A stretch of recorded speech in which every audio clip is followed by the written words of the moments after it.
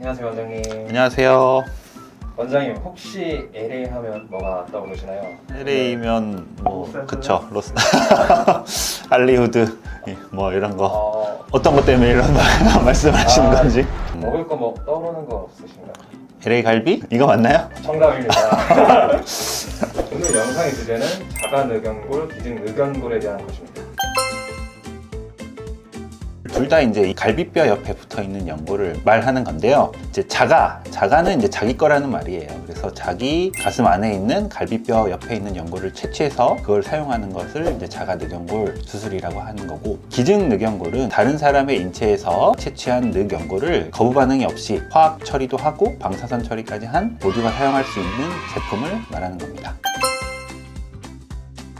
코 성형을 할 때 코끝을 세우는 지지대 역할을 하는 연골이 중요하죠. 이 연골이 좀 튼튼하고 좀 길어야 예쁘고 날렵한 코를 만들 수가 있는데, 일반적으로 한국 사람을 포함한 동양인들은 대부분 코가 좀 낮고 작은 편이기 때문에 코 안에 있는 비중격 연골, 이 연골을 이제 좀 많이 쓰긴 하지만 이 연골이 좀 작고 약해서 단단하지 못하고 좀 물렁물렁한 경우도 많거든요. 귀 연골은 코끝을 많이 높이고 세우는데 지지대 역할을 할 만한 힘이 좀 약해요. 낭창낭창하고 부드럽고 이런 성질이 있기 때문에 코끝을 많이 높이고 세우는 데는 좀 부족하죠. 그렇기 때문에 좀 높고 긴 코를 원하시는 분들은 늑연골을 많이 사용하게 됩니다. 특히 재수술을 하시려고 하시는 분들은 비중격 연골이나 귀연골 이런 걸 대부분 사용하신 분들이 많기 때문에 이거를 재사용할 수도 있지만 부족한 경우가 많아요. 그런 분들은 어쩔 수 없이 늑연골을 사용해야 되는 상황이 생기게 되고, 재수술을 하시는 분들은 되게 모양에 이제 만족을 못 하시기 때문에 좀 더 예쁜 모양을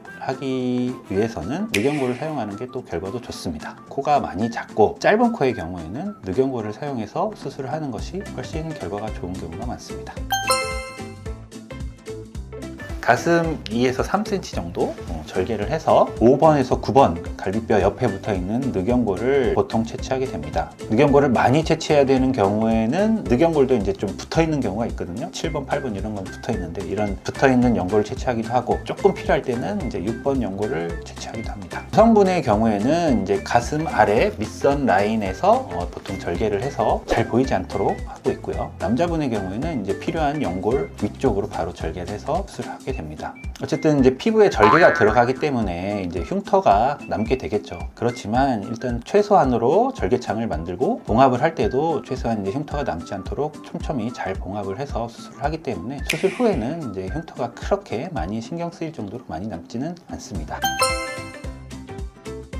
자가늑연골과 기증늑연골의 장단점이 서로 다르죠. 일단 자가늑연골은 자기 걸 쓰니까 제일 좋죠. 바로 채취해서 연골을 사용하기 때문에 연골 자체의 성질이 좋죠. 길고 탄탄하고 탄성도 좋습니다. 그래서 사용하기에는 제일 좋은 연골이고요. 다만 가슴 쪽에 이제 흉터가 생길 수 있다. 채취하고 나서 일주일 정도는 통증이 생기는 경우도 있어요. 직접 채취를 해서 수술 시간 자체가 길어지는 단점도 있습니다. 갈비뼈를 건드리기 때문에 기흉이 생길 수가 있기 때문에 숙련된 의료진이 수술을 하는 것이 가장 좋을 것 같습니다.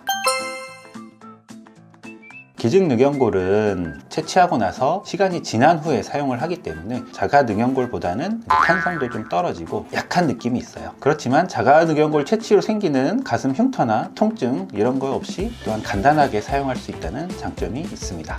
네, 지금까지 자가늑연골과 기증늑연골에 대해서 알아보았고 장단점도 알아보았습니다. 뭐 더 궁금하거나 자세히 알아보고 싶으신 상황이 있으시면 저희 병원에 연락 주시고 내원해 주시면 자세히 상담해 드리겠습니다. 지금까지 스케치 성형외과 이우성 원장이었습니다. 감사합니다.